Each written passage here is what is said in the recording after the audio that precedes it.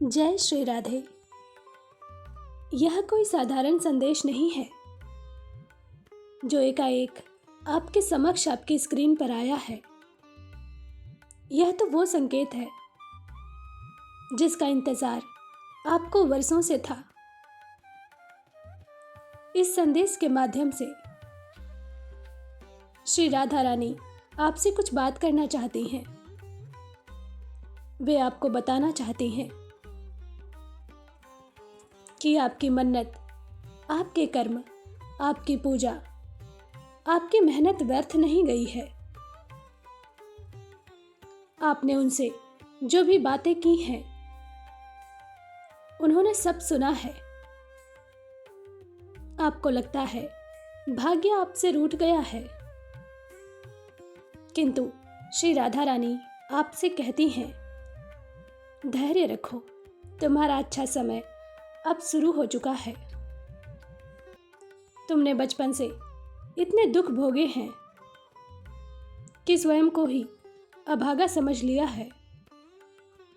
तुम्हें लगता है अब सुख और सफलता तुम्हारे जीवन में कभी आएंगे ही नहीं, परंतु यह तुम्हारी सबसे बड़ी भूल है।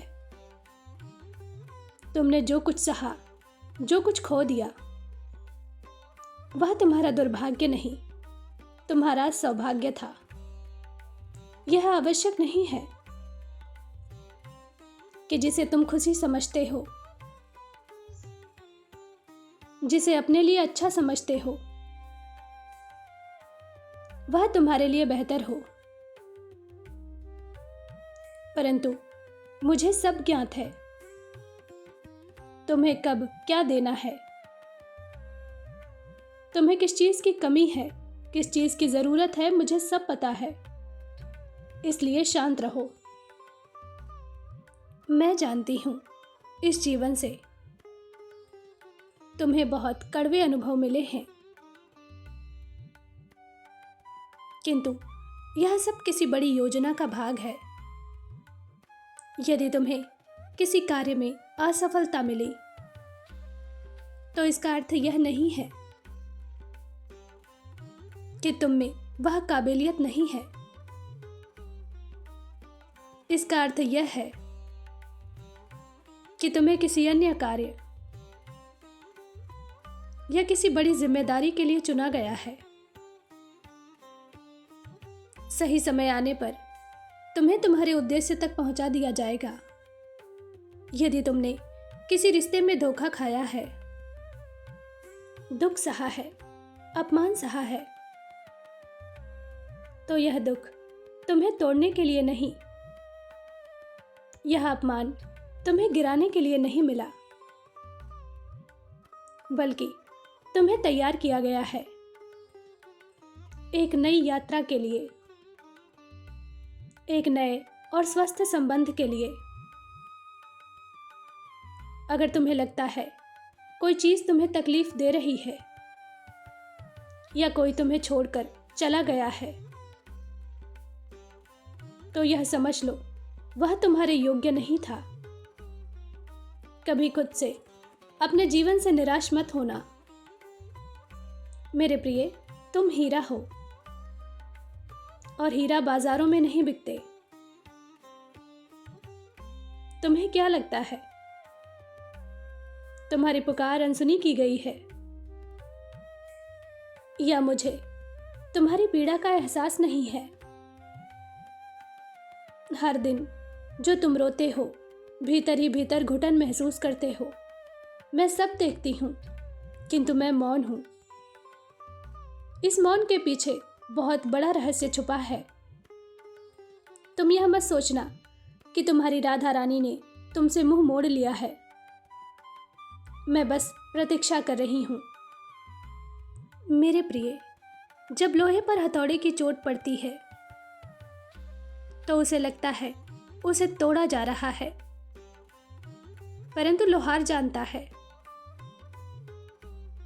कि वह उसे एक नया आकार दे रहा है, एक व्यर्थ पड़े लोहे को उपयोगी बना रहा है। तुम्हें भी इस समय इसी परीक्षा की अग्नि में तपाया जा रहा है। परंतु प्रसन्नता की बात यह है कि तपने का समय अब समाप्त हो चुका है। अब किसी भी समय तुम्हें तुम्हारे सपनों का जीवन मिलेगा। मेरे प्रिय, तुम सोचते हो कि जीवन में तुमने बहुत कठिन परीक्षाएं दी, किंतु अब जो मिलेगा वह भी अद्भुत और अतुलनीय होगा। तुम्हारे मन में एक दुख है, एक पछतावा है कि जो तुमने चाहा वह तुम्हें नहीं मिला, किंतु अब जो मिलने वाला है वह इतना सुंदर और भव्य होगा कि तुम्हारी कल्पना भी वहां तक नहीं पहुंच सकती। मेरे प्रिय, तुम अपनी सारी चिंता मुझे सौंपकर मेरी भक्ति में रम जाओ, मेरी सेवा में लगे रहो, निरंतर राधे कृष्ण का जाप करो। ब्रह्मांड की ऐसी कोई कामना नहीं है जिसे तुम्हारी राधा रानी पूर्ण ना कर सके। तुम बस विश्वास रखना मुझ पर। मुझे मानते हो, मेरी कृपा पर भरोसा करते हो, तो किंचित मात्र भी संदेह मत करना। तुम्हारे विश्वास की, तुम्हारी श्रद्धा की कभी हार नहीं होगी।